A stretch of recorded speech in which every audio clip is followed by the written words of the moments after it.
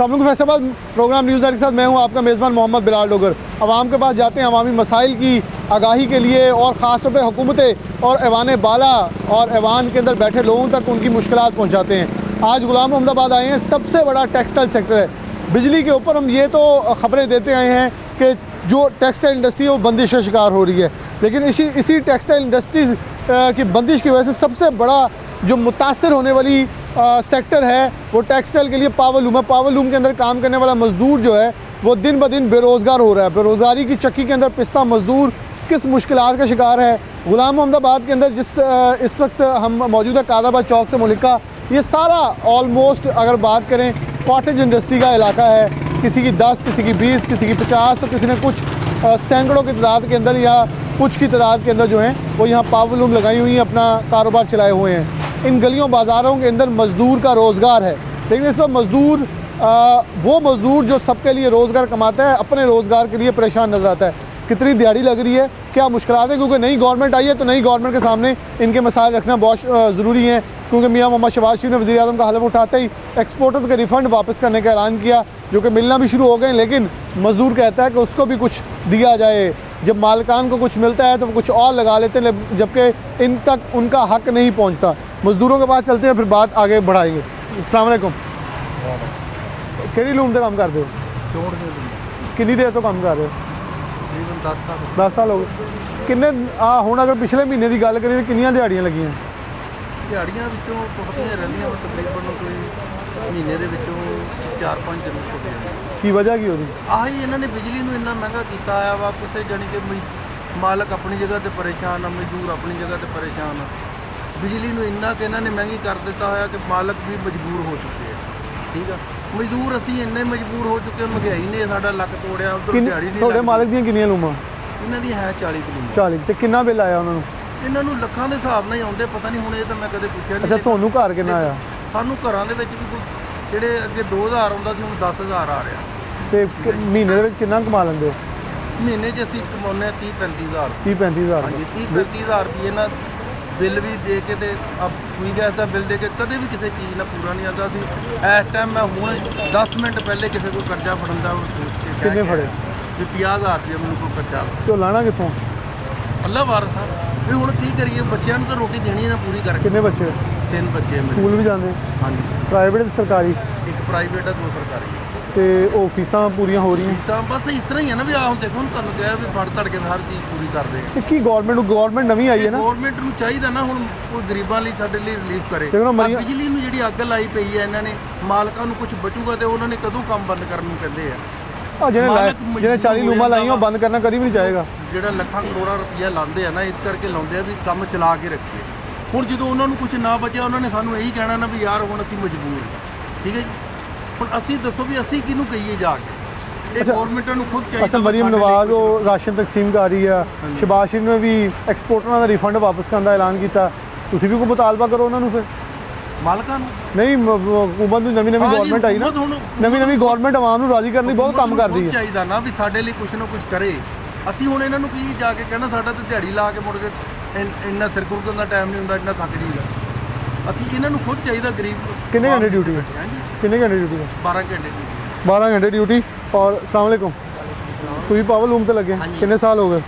18-19 ਸਾਲ ਹੋ ਗਏ। ਤੇ ਪਿਛਲਾ ਮਹੀਨਾ ਕਿੰਨਾ ਕੁ ਲੱਗਾ? ਪਿਛਲਾ ਵਾ ਇਦਾਂ ਹੀ ਆ, ਕੰਮ ਚੱਲਦਾ ਹੀ ਨਹੀਂ ਜੀ। ਜੇ ਬਿੱਲ ਬਹੁਤ ਜ਼ਿਆਦਾ ਆਉਂਦੇ ਆ, ਅੱਗੇ ਇਹਨੂੰ 5 ਲੱਖ ਹੁੰਦਾ ਸੀ ਸਾਡੇ ਵਾਲੇ, ਹੁਣ 15 ਲੱਖ ਹੁੰਦਾ। ਉਹ ਆਪਣੀ ਜਗ੍ਹਾ ਤੇ ਪਿੱਟੀ ਜਾਂਦਾ, ਹਫਤਾ ਕਦੀ ਲੱਗਦਾ ਕਦੀ ਨਹੀਂ ਲੱਗਦਾ। ਤੇ ਘਰ ਦੇ ਮਾਮਲਾ ਕਿਹਦਾ? ਘਰਾਂ ਦੇ ਬਿੱਲ ਇਦਾਂ ਹੀ ਆ। ਹੁਣ 18,000 ਬਿੱਲ ਭਰਾਇਆ ਬਿਜਲੀ ਦਾ ਮੈਂ। ਗੈਸ ਦਾ 18,000? ਹਾਂਜੀ, ਬਿਜਲੀ ਦਾ? ਹਾਂਜੀ। ਗੈਸ ਘਰ ਵੀ ਲੂਮ ਲਾਈ ਹੈ ਕੋਈ? ਨਹੀਂ, ਲੂਮ ਕਿੱਥੇ ਹੈ ਜੀ, 4 ਜੀ ਅਸੀਂ ਰਹਿੰਦੇ ਆ। 11,000 ਹੁਣ ਗੈਸ ਦਾ ਆਇਆ, ਉਹ ਭਰਾਇਆ ਨੇ। ਇੰਤਜ਼ਾਮ ਬਹੁਤ ਉਲਟ ਹੋਇਆ ਨੇ। ਇਹ ਤਾਂ ਮੈਨੂੰ ਲੱਗਦਾ ਪਾਵਰ ਲੂਮਾਂ ਦੇ ਜੇ ਤੁਸੀਂ ਲੜਾਈ ਕਰਦੇ ਸੀ ਮਾਲਕਾਂ ਨਾਲ, ਹੁਣ ਘਰਾਂ 'ਚ ਚੱਲਣ ਨਹੀਂ ਹੋਣੀਆਂ ਲੜਾਈਆਂ। ਮਾਲਕਾਂ ਨਾਲ ਵੀ ਨਹੀਂ ਜੀ ਲੜ ਹੁੰਦਾ। ਮਾਲਕ ਆਪਣੀ ਜਗ੍ਹਾ ਤੇ ਪਿੱਟੀ ਜਾਂਦੇ ਵਿਚਾਰੇ। ਉਹ ਕਹਿੰਦੇ ਬਿੱਲ ਇੰਨੇ ਆਈ ਜਾਂਦੇ, ਉਹਨਾਂ ਨਾਲ ਵੀ ਨਹੀਂ ਸਾਡੀ ਵੀ ਐਸੀ ਗੱਲ ਹੋਣੀ। ਉਹ ਆਪਣੀ ਜਗ੍ਹਾ ਤੇ ਪਿੱਟਣ ਦੇ, ਅਸੀਂ ਆਪਣੀ ਜਗ੍ਹਾ ਤੇ। ਹੁਣ ਤਾਂ ਮੈਨੂੰ ਮਜ਼ਦੂਰ ਇhtਜਾਜ ਕਰਦਾ ਵੀ ਨਜ਼ਰ ਨਹੀਂ ਆਉਂਦਾ, ਉਹਦੀ ਇੰਨੀ ਬੱਸ ਹੋ ਗਈ ਹੈ। ਨਹੀਂ ਜੀ ਚੱਲਦਾ ਕਿ ਹੁਣ ਵਰਕਰ ਬਾਹਰ ਨਿਕਲਦਾ ਹੀ ਨਹੀਂ ਹੈਗਾ। ਹਾਲਾਂਕਿ ਪਰੇਸ਼ਾਨ ਵੀ ਆ ਵਰਕਰ, ਕਹਿੰਦਾ ਦਿਹਾੜੀ ਤੋੜ ਕੇ ਮੈਂ ਜਾਊਂ ਕਿੱਥੇ। ਅਗਰ ਅਸੀਂ ਅੰਦਾਜ਼ਾ ਲਾਈਏ ਇਸ ਪੂਰੇ ਤੁਹਾਡੀ ਇਸ ਗਲੀ 'ਚ ਕਿੰਨੀਆਂ ਲੂਮਾਂ ਚੱਲਦੀਆਂ ਪਈਆਂ ਤੇ ਕਿੰਨੀਆਂ ਬੰਦ ਖੜੀਆਂ? ਜ਼ਿਆਦਾ ਬੰਦ ਹੀ ਆ ਜੀ ਲੂਮਾਂ। ਕੋਈ ਮਾਲਕ ਆ ਜਿਹਦੀਆਂ ਚੱਲਦੀਆਂ ਲੂਮਾਂ, ਜ਼ਿਆਦਾ ਤੌਰ 'ਤੇ ਬੰਦ ਆ। ਤੇ ਵਰਕਰ ਜਿਹੜਾ ਬੇਗੋਰ ਬਹੁਤ ਹੋਇਆ, ਹਵਾਈ ਆ ਰਹਾ ਘਰੋਂ ਪਰੇਸ਼ਾਨ, ਬਾਹਰੋਂ ਪਰੇਸ਼ਾਨ। ਕੋਈ ਸਮਝ ਨਹੀਂ ਆਉਂਦੀ ਹੈਗੀ। ਕੋਈ ਗੌਰਮੈਂਟ ਸਾਨੂੰ ਨਹੀਂ ਕਰਨ ਦੀ। ਕੀ ਗਵਰਨਮੈਂਟ ਕਰੇ ਤੁਹਾਡੇ ਲਈ? ਉਹ ਮੁਤਾਲਬਾ? ਹਾਲਾ ਇਹ ਸਾਡੀ ਆ ਬਿਜਲੀ ਸਸਤੀ ਕੀਤੀ ਜਾਵੇ, ਸਾਡੇ ਘਰਾਂ ਦਾ ਕੋਈ ਸੋਚਿਆ ਜਾਵੇ, ਰਿਆਇਤ ਕਰਨ ਬਿਜਲੀ ਗੈਸ ਦਾ ਕੋਈ ਕਮੀ ਕਰਨ। ਜ਼ਿਆਦਾ ਬਿੱਲ ਆਈ ਜਾਂਦੇ ਆ, ਮਾਲਕ ਨੂੰ ਵੀ ਘਰਾਂ ਨੂੰ ਵੀ ਮਹਿੰਗਾਈ ਜੀ, ਮਾਲਕ ਵੀ ਪਿੱਟੀ ਜਾਂਦੇ ਆ, ਅਸੀਂ ਵੀ ਪਿੱਟੀ ਜਾਂਦੇ ਆ।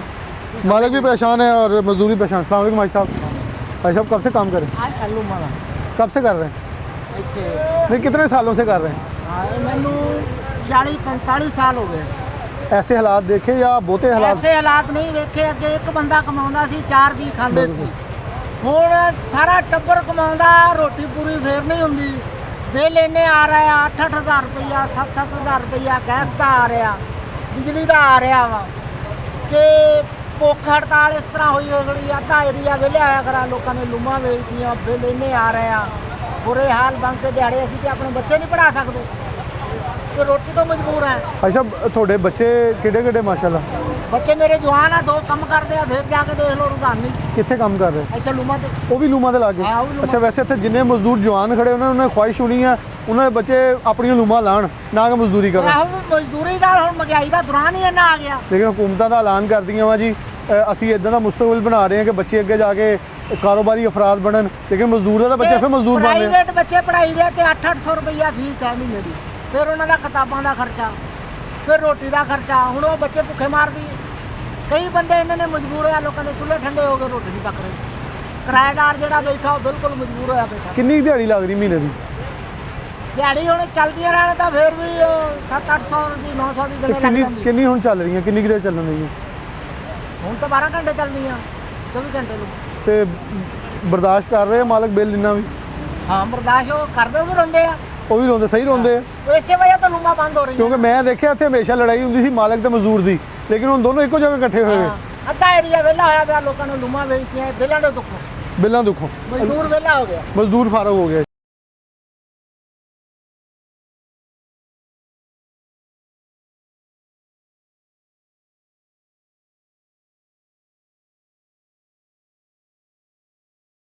अस्सलाम जी, ਤੁਸੀਂ ਪਾਵਰ ਲੂਮ ਤੇ ਕੰਮ ਕਰ ਰਹੇ ਕੀ ਕਰਦੇ ਹੋ? ਲੂਮ ਤੇ ਜਾਂ ਚਲਾਉਂਦੇ ਆ ਵਰਕਰ ਆ ਵਰਕਰ? ਕਿੰਨੇ ਸਾਲ ਤੋਂ ਕਰ ਰਹੇ? 35 ਸਾਲ ਹੋ ਗਿਆ ਜੀ। ਤੇ ਕਿੰਨੇ ਘਰ ਬਣਾ ਲਏ ਆ? ਘਰ ਵੇਚ ਦਿੱਤੇ ਆ ਜੀ, ਜਿਹੜਾ ਸੀਗਾ ਉਹ ਵੀ ਵੇਚਤਾ? ਦੇਤਾ ਉਹ ਵੀ ਵੇਚ ਦਿੱਤਾ ਹੋਇਆ ਵਾ। ਇੰਨੇ ਬੁਰੇ ਹਾਲਾਤ? ਇੰਨੇ ਬੁਰੇ ਹਾਲਾਤ ਹੋ ਗਏ, ਕਰੀਏ ਕੀ ਦੱਸੋ ਸਾਨੂੰ। ਲੇਕਿਨ ਮਾਲਕਾਂ ਦਾ ਕਹਿ ਰਿਹਾ ਜੀ ਮੁਲਕ ਮੁਸਤਹਿਕਮ ਹੋਏਗਾ, ਮਜ਼ਦੂਰ ਤਾਕਤਵਰ ਹੋਏਗਾ। ਮਜ਼ਦੂਰ ਦਾ ਭੁੱਖਾ ਮਾਰ ਦਿੱਤਾ ਮਾਲਕਾਂ ਨੇ ਵੀ, ਹਕੂਮਤ ਨੇ ਵੀ। ਹਕੂਮਤ ਲੈ ਕੇ ਬਹਿ ਗਈ ਸਾਨੂੰ ਲੋਕੋਂ। ਹੁਣ ਨਵੀਂ ਬੱਚੇ ਅਸੀਂ ਪੜ੍ਹਾ ਨਹੀਂ ਸਕਦੇ, ਕਿ ਬੱਚੇ ਸਾਡੇ ਭੁੱਖੇ ਮਰਨ ਦੇ, ਅਸੀਂ ਭੁੱਖੇ ਮਰਨ ਦੇ ਹੋਏ, ਕਿੱਧਰ ਜਾਈਏ ਅਸੀਂ? ਕਿੰਨੇ ਬੱਚੇ? ਬੱਚੇ 4 ਆ ਮਾਸ਼ਾਅੱਲਾ। ਤੇ ਪੜ੍ਹਦੇ ਪਏ? ਨਹੀਂ, ਕਿੰਨੇ ਬੱਚੇ? ਬੱਚਾ ਇੱਕ ਵੱਡਾ ਮੇਰਾ 20 ਸਾਲ ਦਾ ਵਾ, ਛੋਟਾ 18 ਸਾਲ ਦਾ। ਇੱਕ ਬੱਚੀ ਆ ਮੇਰੀ, ਘਰੇ ਬੈਠੇ ਆ। ਇੱਕ ਵੱਡਾ ਬੱਚਾ ਕੰਮ ਤੇ ਹੁਣ ਲਾਇਆ ਵਾ। ਹਾਲਾਤ ਘਰ ਚੱਲ ਰਿਹਾ ਫਿਰ? ਘਰ ਭੁੱਖ ਦੀ ਵਜ੍ਹਾ ਲਾਇਆ ਬੱਚਾ ਹੁਣ ਕੰਮ ਤੇ, ਵੀ ਭੁੱਖ ਮਰਨ ਦੇ, ਭੁੱਖੇ ਮਰਨ ਦੇ। ਮਜ਼ਦੂਰ ਦੀ ਖੁਆਇਸ਼ ਨਹੀਂ ਕਿ ਉਹਦਾ ਬੱਚਾ ਵੀ ਜਾ ਕੇ ਨੌਕਰੀ ਕਰੇ, ਕੋਈ ਅੱਛੀ ਕਾਰੋਬਾਰ? ਅਸੀਂ ਪੜ੍ਹਾਏ ਇਸੇ ਦੁੱਖੋਂ ਆ ਵੀ ਸਾਡਾ ਕੋਈ ਨਾ ਕੋਈ ਬੱਚਾ। ਕਿੰਨਾ ਪੜ੍ਹਿਆ? 12 ਪੜ੍ਹਿਆ, ਲੇਕਿਨ ਨੌਕਰੀ ਨਹੀਂ ਲੱਭੀ। ਨਹੀਂ ਲੱਭਣ ਦੇ ਨੌਕਰੀ। ਤਾਂ ਕੀ ਕਹੋਗੇ ਗਵਰਨਮੈਂਟ ਨੂੰ? ਜਦੋਂ ਐਲਾਨ ਕਰਨਾ ਹੁੰਦਾ ਉਦੋਂ ਇਦਾਂ ਐਲਾਨ ਕਰਦੇ? ਗਵਰਨਮੈਂਟ ਨੇ ਜਦੋਂ ਵੋਟਾਂ ਲੈਣੀਆਂ ਹੁੰਦੀਆਂ ਉਦੋਂ ਕਹਿੰਦੇ ਠੀਕ ਹੈ ਜੀ ਅਸੀਂ ਮਜ਼ਦੂਰ ਦੇ ਨਾਲ ਆ ਜੀ, ਮਜ਼ਦੂਰ ਨੂੰ ਇੰਜ ਕਰ ਦਿਆਂਗੇ, ਇੰਜ ਕਰ ਦਿਆਂਗੇ। ਜਦੋਂ ਬਹਿ ਜਾਂਦੇ ਆ ਕੁਰਸੀ ਤੇ, ਮਜ਼ਦੂਰ ਜਾਂਦਾ ਨਹੀਂ ਜੀ, ਅਸੀਂ ਮਜ਼ਦੂਰ ਨੂੰ ਕਿਹਾ ਹੀ ਕੁਛ ਨਹੀਂ। ਅਸੀਂ ਕੀ ਕਰੀਏ? ਤਾਂ ਵੋਟਾਂ ਮੁੱਲ ਲਈਆਂ ਵਾ। ਐਮਪੀ ਐਮਐਲਏ ਇਹ ਕਹਿੰਦੇ ਤੁਸੀਂ ਆ। ਪੈਸੇ ਲਏ? ਕਿੱਥੋਂ? ਆ ਕਹਿੰਦੇ ਨਾ, ਤੁਸੀਂ ਕਹਿੰਦੇ ਨਾ, ਉਹ ਉਹ ਕਹਿੰਦੇ ਕਹਿੰਦੇ ਐਮਪੀ ਐਮਐਲਏ ਤੇ ਤੁਸੀਂ ਲਏ ਪੈਸੇ? ਸਾਨੂੰ ਕੀ ਲੈਣਾ, ਲਾਹਨਤ ਭੇਜਦੇ ਆ ਅਸੀਂ। ਤੇ ਫੇਰ ਕਿਉਂ ਕਹਿ ਦਿੰਦੇ ਆਹ? ਉਹ ਤਾਂ ਕਹਿੰਦੇ ਆ ਨਾ, ਜਿਹਨੇ ਲਾਇਆ ਉਹ ਵੀ ਰਗੜਿਆ, ਜਿਹਨੇ ਨਹੀਂ ਲਾਇਆ ਉਹ ਵੀ ਰਗੜਿਆ ਗਿਆ। ਕੀ ਹੋਣਾ ਚਾਹੀਦਾ? ਗਵਰਨਮੈਂਟ ਕੀ ਕਰੇ ਤੁਹਾਡੇ ਲਈ? ਗਵਰਨਮੈਂਟ ਕਰੇਗੀ, ਗਵਰਨਮੈਂਟ ਬੱਤੀ ਸਸਤੀ ਕਰੇ, ਪੈਟਰੋਲ ਸਸਤਾ ਕਰੇ, ਬਿਜਲੀ ਦਾ ਬਿੱਲ ਸਸਤਾ ਕਰੇ। ਗੈਸ ਸਾਡੇ ਇੰਨਾ ਆਉਂਦਾ ਨਹੀਂਗਾ, ਗੈਸ ਆਉਂਦਾ ਕੋਈ ਨਹੀਂ, ਬਾਦਲ ਬਾਲਦੇ ਆ, ਬਿੱਲ 15 ਹਜ਼ਾਰ ਆਉਂਦੇ ਆ। ਕਿੰਨਾ ਆਇਆ 20,000 ਆਇਆ ਤੁਹਾਨੂੰ? ਕਿੰਨਾ ਆਇਆ? ਮੈਨੂੰ 12,000 ਰੁਪਇਆ ਆਇਆ ਗੈਸ ਦਾ? ਗੈਸ ਦਾ ਬਿੱਲ। ਤੰਦੂਰ ਲਾਇਆ, ਚੁੱਲ੍ਹਾ ਲਾਇਆ, ਕੋਈ ਕਮਰਸ਼ੀਅਲ ਹੋਟਲ ਖੋਲਿਆ? ਇਹ ਕਾਰੋਬਾਰ ਕਰਦੇ ਪੂਰੇ ਪੰਜਾਬ ਦੇ, ਰੋਟੀ ਪਕਾਵੇ ਵੰਡਦੇ ਆ ਅਸੀਂ। ਉਹ ਘਰ ਦੀ ਰੋਟੀ ਨਹੀਂ ਪੂਰੀ ਹੁੰਦੀ, ਹੋਰ ਅਸੀਂ ਕੀ ਕਰਨਾ? 12,000 ਬਿੱਲ ਆ ਗਿਆ। ਬਿੱਲ 12,000 ਆ ਗਿਆ। ਬਿਜਲੀ ਦਾ? बिजली का होना वागो पिछला भराया 11,000 रुपया। बिल्कुल जी, देखिए मज़दूर की बात सही, मैंने इनकी बात इसलिए बड़े तहम्मुल और सुकून से सुनी। उनकी बात सही है कि गैस और बिजली ये दो इतनी हद तक महंगी हो चुकी हैं कि आम आदमी के लिए अपने घर का राशन और चूल्हा चलाना जो है वो बड़ा मुश्किल हो रहा है। बाबा जी मौजूद हैं, इनके लीडर भी हैं। मुख्तलिफ़ इलाकों में हम देखते हैं जब एहतजाज हो, कुछ भी उनकी बात करने का मौका हो तो उनको लेकर उनके मौक़िफ़ को लेकर आगे चलते हैं।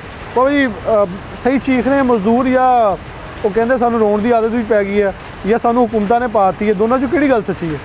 जी बिलाल डोगर साहब, ये वो इलाके में खड़े हैं जो कि बुनियादी हब है इंडस्ट्री का पाकिस्तान में का मैनचेस्टर होने के बाद ये जो है इस इलाके के अंदर 20,000 मजदूर काम करते थे। ये कहना गलत नहीं होगा, एशिया की सबसे बड़ी कॉलोनी है और एशिया की सबसे बड़ी पावरलूम इंडस्ट्री का हब है।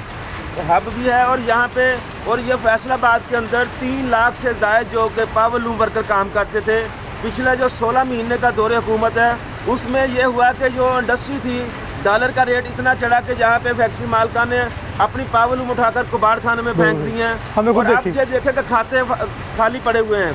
और असल मसला है क्या कि जो हमारे हुक्मरान आते हैं वो बड़े सनदकारों को रिलीफ देते हैं, बड़ा पैकेज दे दिया उनको, रिफंड वापस कर रहे हैं। लेकिन जब तक छोटी इंडस्ट्री को रिलीफ नहीं, चाइना तरक्की कर रहा है, बाकी दुनिया के ममालिक तरक्की कर रहे हैं, तो वो छोटी इंडस्ट्री को रिलीफ देते हैं जो लाखों लोगों को रोजगार देती है। यहाँ पे उल्टी गंगा बैठती है।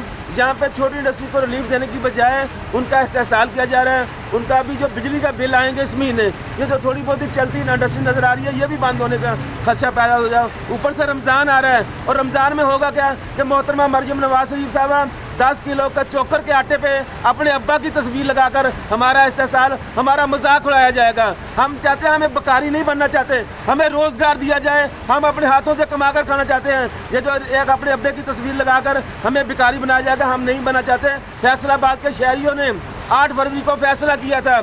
8 फरवरी को इसी गुलाम अहमदाबाद में MPA के उम्मीदवार को 80,000 वोट डाला इन मजदूरों ने, क्योंकि बेरोजगार हैं। इसी हल्के से अली सरवराज MNA बना है, उसको 1.5 लाख के लगभग वोट डाल दिए इन लोगों ने। इसलिए डाले थे कि हमारा बेरोजगारी का खात्मा होगा, हमें रोजगार मिलेगा। लेकिन जहाँ पे जो कुछ हमारी इस्टेब्लिशमेंट में किया है वो उल्टी गंगा बहती है। आज उनसे खवातीन की सीटें भी छीन ली गई है, जिसकी हम मजम्मत भी करते हैं। हम चाहते हैं जो भी हुकूमत आए, कम अज़ कम जब तक छोटी इंडस्ट्री को, जो स्मॉल इंडस्ट्री है, जो लाखों लोगों को रोज़गार देती है, जब तक उसको रिलीफ नहीं मिलेगा, आगे इंडस्ट्री जो है, आगे जो मुल्क नहीं चल सकता। कि मजदूर जो है रीढ़ की हड्डी की हैसियत रखता है, लेकिन मजदूर के साथ पहले वो अपने तमाम कवानीन से महरूम है। हम मालिक के साथ किस बात की लड़ाई करें? पहले हम सोशल सिक्योरिटी के लिए लड़ते थे, हेल्थ एंड सेफ्टी के लिए लड़ते थे, हमारे हाथ बाजू कट जाते थे, हम उसके लिए लड़ते थे। अब तो हमें दिल करता है कि हम मालकान के लिए लड़ें, क्योंकि जो छोटी इंडस्ट्री है वो हर उसके मालिक के पास बिजली का बिल वो देगा तो आपके लिए सेहत का सोचेगा, तालीम का सोचेगा, वो पानी लगा देगा, कुछ लंगर लगा देगा। उसके पास तो खुद मेरे ख्याल में बिजली के पैसे पूरे करने के पैसे नहीं है। ये एशिया की सबसे बड़ी सूतर मंडी थी।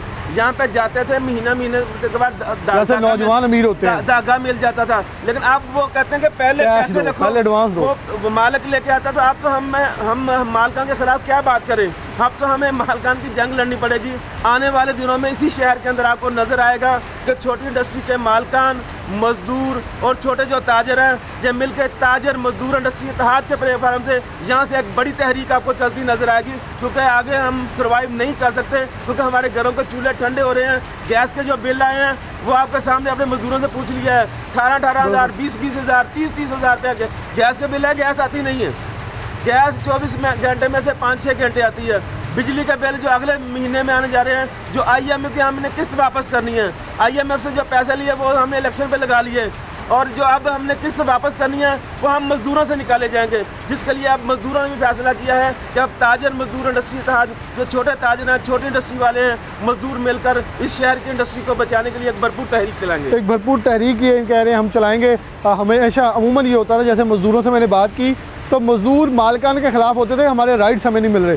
लेकिन बाबा जी की बात सही है कि अब लगता है कि मालिकान को मजदूर ये कह रहा है कि तुसी लुमा चलदियां रहने दो ताकि मेरा रोज़गार चलता रहे। ये बड़ी संजीदा बात है कि इस वक्त मजदूर जो कि लोगों के घरों का और हमारे बेशमूल मेरे और हर देखने वाले के घर के राशन को चलाए हुए हैं, वो अपना इस वक्त बहुत बुरे हालात के अंदर है। इसके लिए मैं तो आज आया हूँ इनकी आवाज़ उठाने, ताकि ऐवान बाला और ऐवानों में बैठे लोग जो हैं वो अपने कानों में ये बात सुने, नारे लगाएं, लेकिन काम वो करें जो आम आदमी के लिए आसानी पैदा करे। एक ब्रेक लेते हैं, दोबारा हाजिर।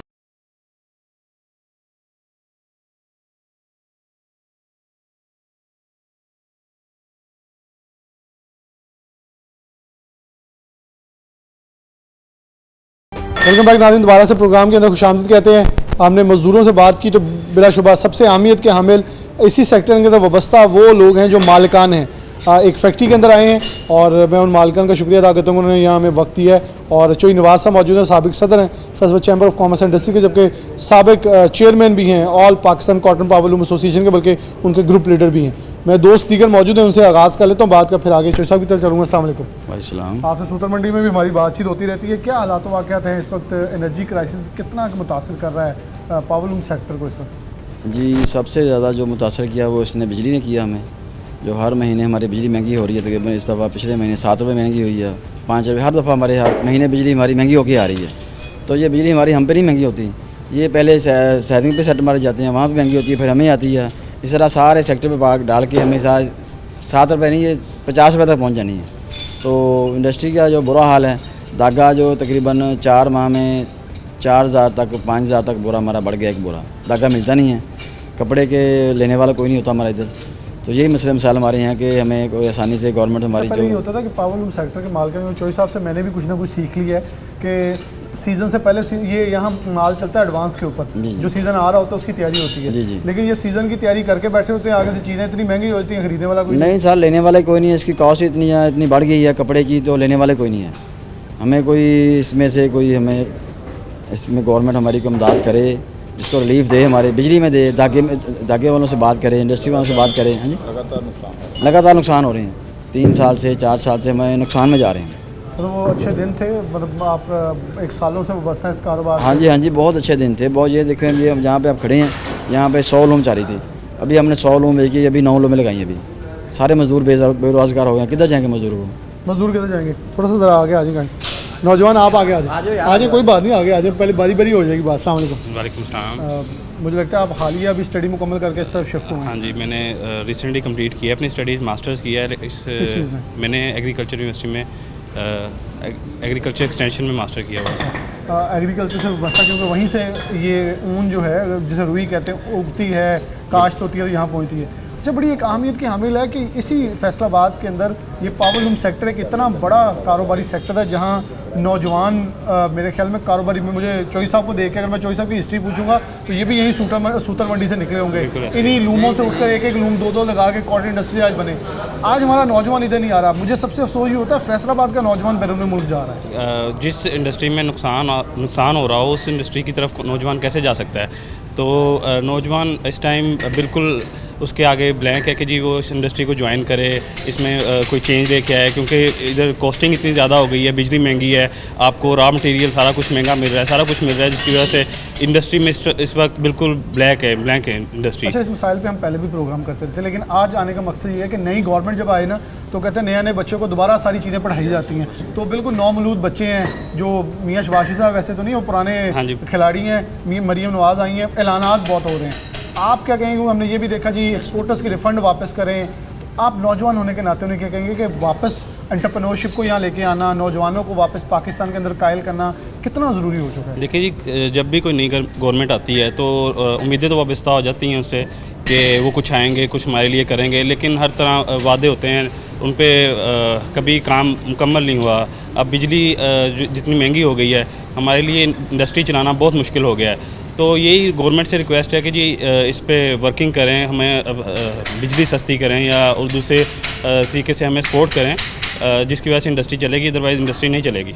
अगर इंडस्ट्री चलेगी तो देखें, मेरे लिए बड़ी अच्छी चीज़ है कि नौजवान आया इधर, मैं बड़ा खुश हुआ हूँ। मुझे जब भी सूतर मंडी जाऊँ तो सब पुराने वो लोग जो वहाँ बैठे हैं उनसे यही बात होती है कि नौजवान कैसे वापस आए, क्योंकि मुझे याद पड़ता है असर के बाद उस सूतर मंडी के अंदर ऐसे ऐसे चेहरे आते थे जो सिर्फ चंद पैसों के लिए किसी से कुछ चीज़ें लेकर आगे बेचकर अपना इतना मुआवजा कमाते थे कि वो आज कमर्शियल एक्सपोर्टर के बाद एक्सपोर्टर बन के भी LSM के अंदर भी आ गए हैं। लेकिन आज हमारा नौजवान अपनी चीज़ें और उस इंडस्ट्री को बेचकर किसी और तरफ शिफ्ट होने को फिर है, जो कि अफसोसनाक सूरत हाल है। अस्सलाम वालेकुम। आप इसी इंडस्ट्री से व्यवस्था जी, कितने सालों से?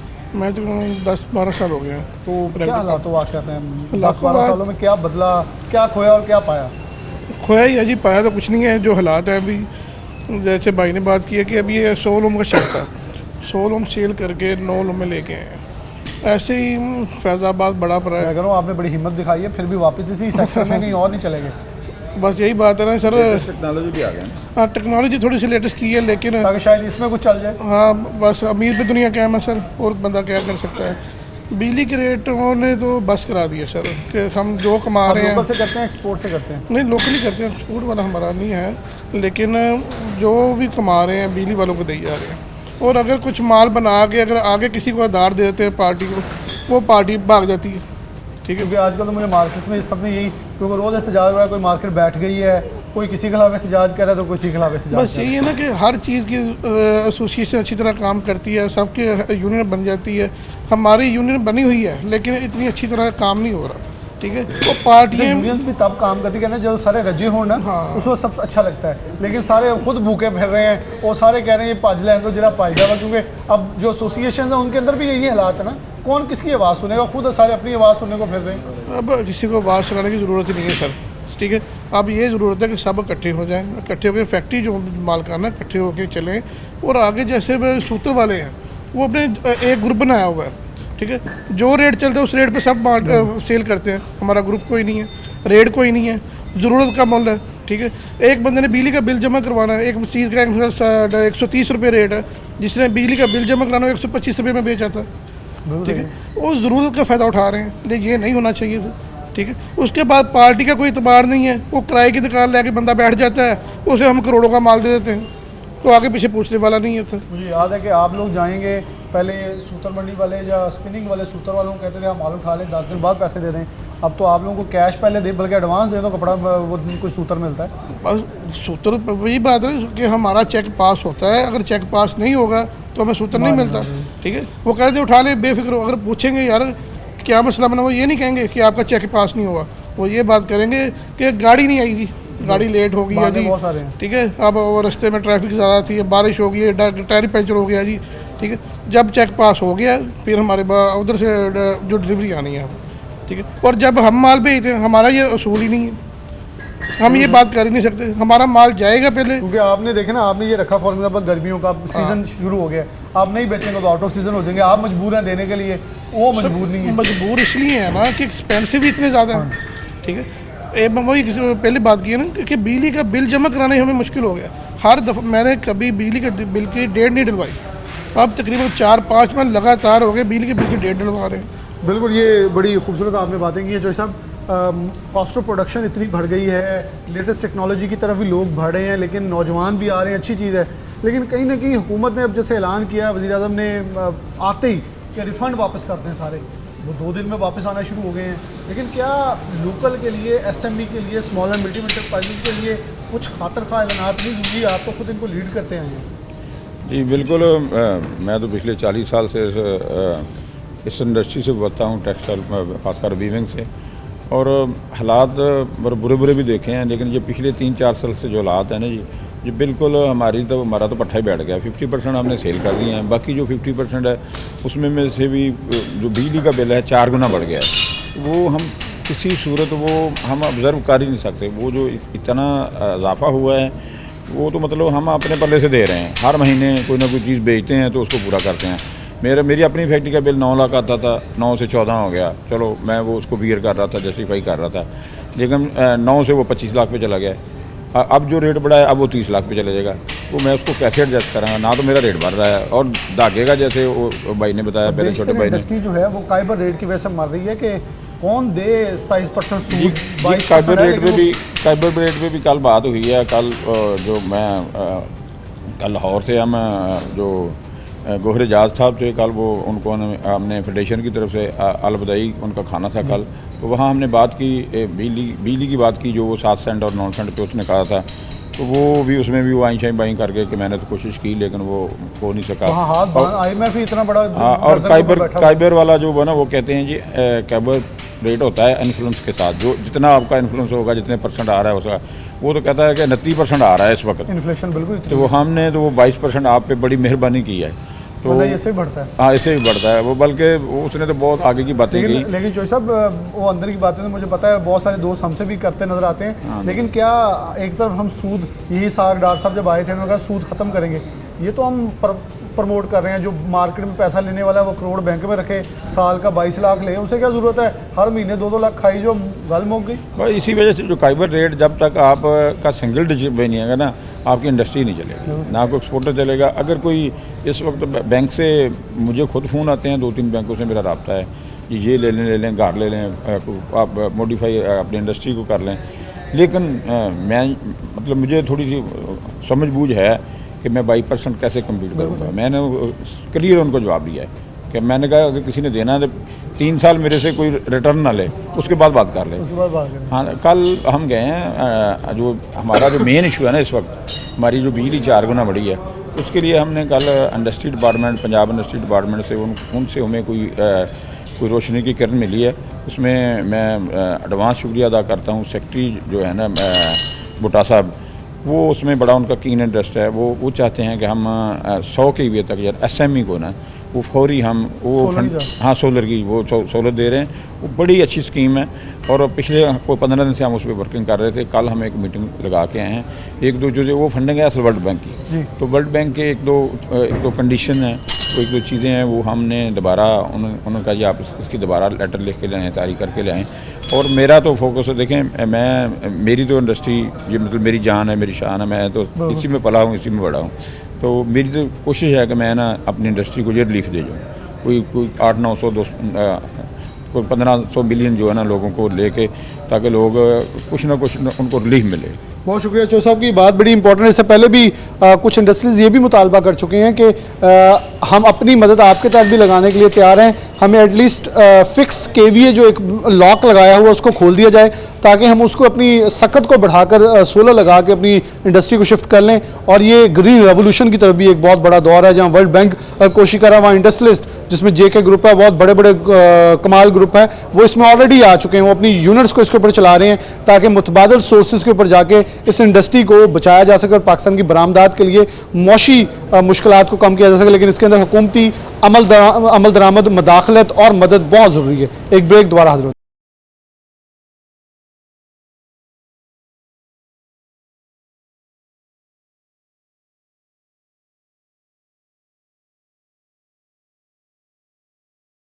हैं। दोबारा से प्रोग्राम के अंदर खुशामदीद कहते हैं। हमने आज बात की फैसलाबाद की इंडस्ट्री के हवाले से, तो जो फैसलाबाद के मसाइल डिस्कस करने हैं तो डेफिनेटली हमें कोई ऐसा नाम, ऐसा चेहरा चाहिए जो कि इनको जब ऐवानों की बात करते हैं ऐवान के अंदर उठा सके। और फैसलाबाद को एक तरह इम्तियाज़ जाता है कि जहाँ सुन्नी इत्तेहाद कौंसल अक्सरियत के अंदर पंजाब और सूबे के अंदर फैसलाबाद से गई है, तो फैसलाबाद से एक ऐसा नाम है जो कि इस सियासत को और आगे लेके फैसलाबाद की आवाज़ को पहुंच रहा है। राना आफ्ताब अहमद खान साहब साबिक सीनियर सूबाई वज़ीर भी रह चुके हैं, जबकि इस वक्त जो सुन्नी इत्तेहाद कौंसल की पार्लिमानी कमेटी बनी है उसको चेयर भी कर रहे हैं। राना साहब बहुत शुक्रिया वक्त देने के लिए। कैसे देख रहे हैं मसाइल हैं?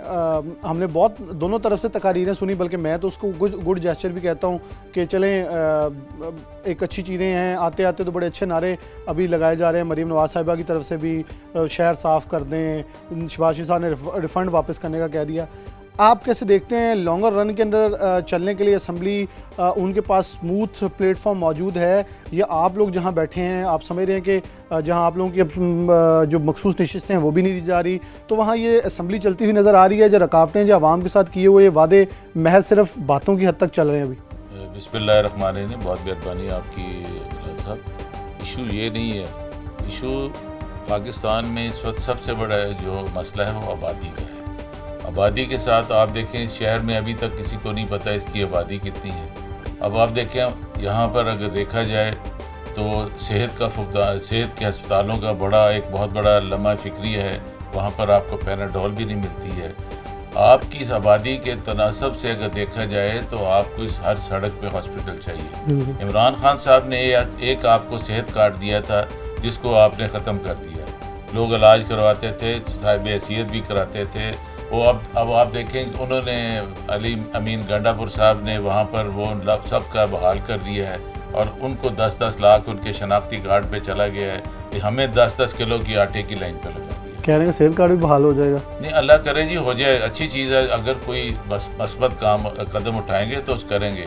फिर दूसरा मसला तालीम का मेयार देख लें। अब सेहत पे ही आता हूँ, आप देखें हमारे जितने भी बेसिक यूनिट्स हैं वो गिरने वाले हुए हैं। और अभी मुझे पता चला है कि जब वहाँ पर जो वुमेन मेडिकल ऑफिसर्स थी 33 के करीब, उनको नौकरी से फारिग कर दिया गया है। ये पता नहीं किस तरह ये क्वेकरी को मेरा ख्याल फ़रोग देना चाह रहे हैं। फिर लोग बीमार होंगे तो नेचुरली वो जो दाइयाँ होंगे या कंपाउंडर होंगे उनसे दवाई लेंगे, फिर तालीम की तरफ आ जाएँ। आप देखें कि कितने अफसोस की बात है कि प्राइवेट इंस्टीट्यूशंस में तालिब इल्म जो पढ़ रहे हैं वो कितनी फ़ीसें अदा कर रहे हैं। पढ़ने के बाद उनके पास कोई नहीं है, एकेडमीज़ के बगैर आप नहीं चल सकते हैं। जब पढ़ जाते हैं तो मुलाजमत कोई नहीं है।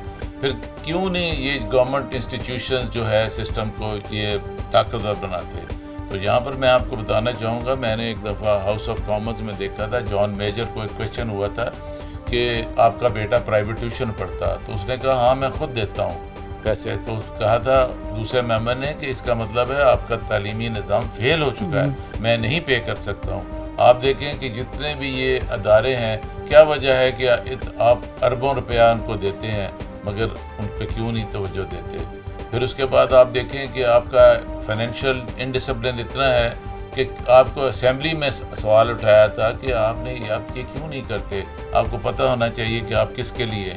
ये पुलिस जो है ना, ये सर्विस नहीं है, पुलिस इन्होंने एक ऐसा फोर्स बना दी है ताकि अपने मुखालफिन को उनको ख़त्म करें। और ये आप अभी कह रहे थे कि बड़ी अच्छी बात है आदमी, ये सफाई की बहुत अच्छी बात है।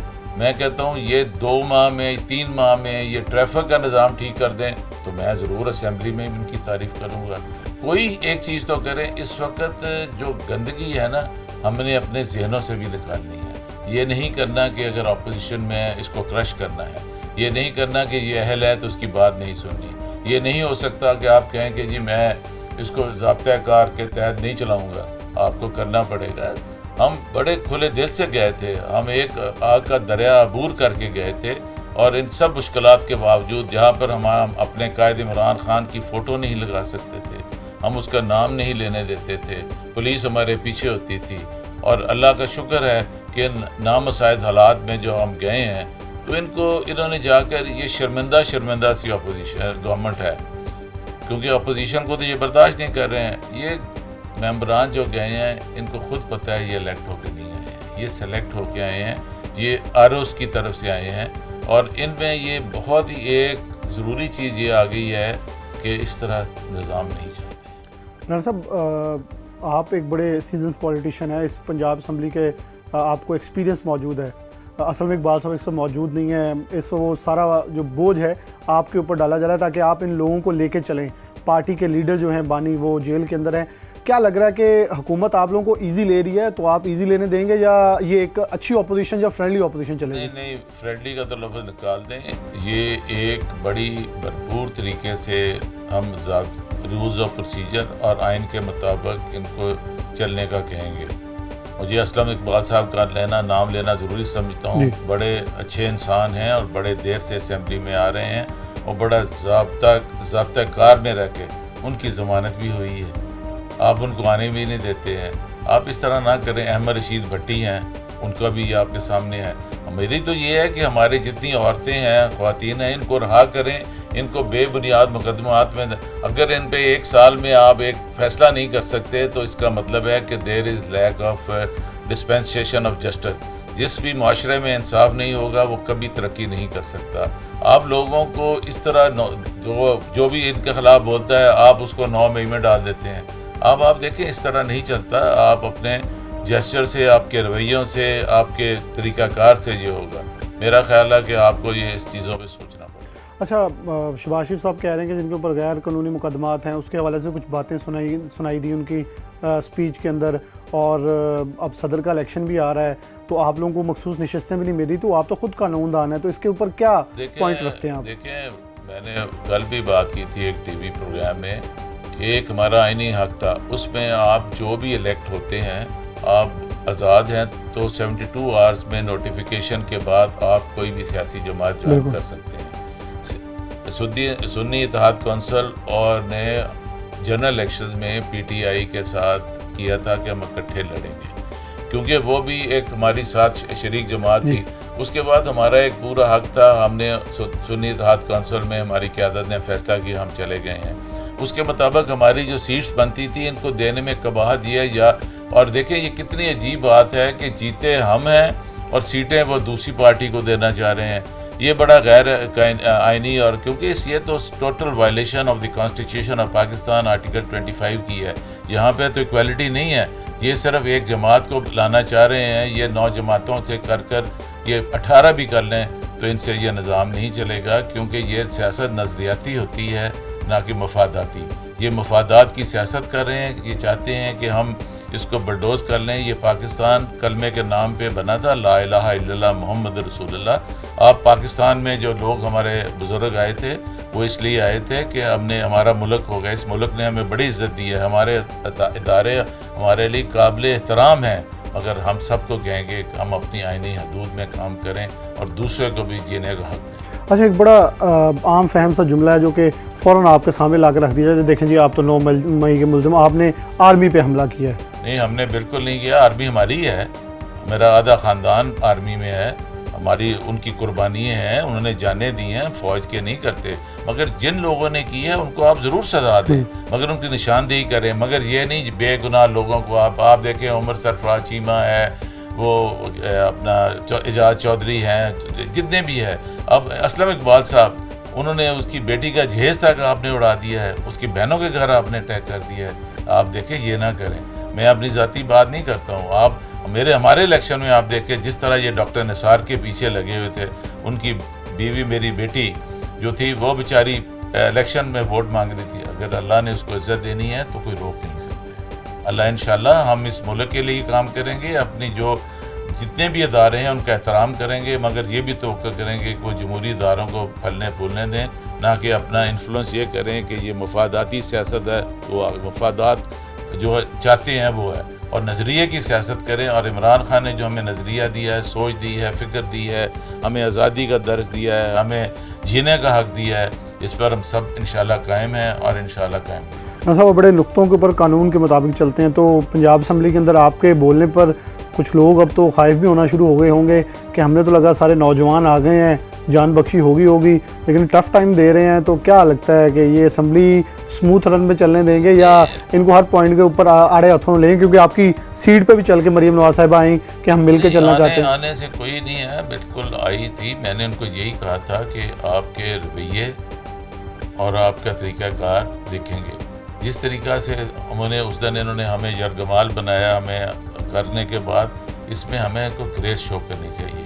अगर ये कानून और ज़ाब्ता कार के मतलब, मगर मेरा सवाल ये आता है, ये है कि जो हम सीटें जीते हुए हैं, हमारा मैंडेट जो चोरी हुआ वो तो हमें वापस दें। हम 2 किस्म की असम्बलीज होगी, एक फॉर्म 45 वाले हम हैं और 47 वाले दूसरे बैठे हैं जिनको लाया गया है और उनको खुद यकीन नहीं है।